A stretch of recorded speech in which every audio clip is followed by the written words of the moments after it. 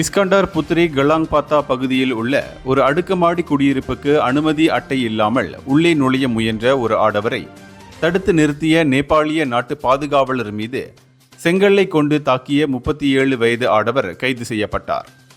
நேற்று மாலை 2:59 மணியளவில் இந்த சம்பவம் நடந்ததாக காவல்துறை தெரிவித்துள்ளது. இந்த தாக்குதலில் சம்பந்தப்பட்ட பாதுகாவலருக்கு தலையில் பலத்த காயம் ஏற்பட்டது.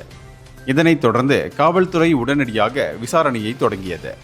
விசாரணையின் போது சந்தேக நபருக்கு குற்றப்பதிவு எதுவும் இல்லை என்பது தெரிய வந்துள்ள நிலையில் சிறுநீர் பரிசோதனையில் போதைப்பொருள் பயன்படுத்தப்படவில்லை என்பதும் உறுதிப்படுத்தப்பட்டது. மேலும் சந்தேக நபர் வியாழக்கிழமை வரை விசாரணைக்கு தடுத்து வைக்கப்பட்டுள்ளார். இந்த வழக்கு குற்றவியல் சட்டம் பிரிவு 324 கீழ் விசாரிக்கப்படுகிறது. குற்றம் நிரூபிக்கப்பட்டால் 10 ஆண்டுகள் வரையிலான சிறை தண்டனையும் அல்லது அபராதமும் அல்லது பிறம்படியும் விதிக்கப்படலாம்.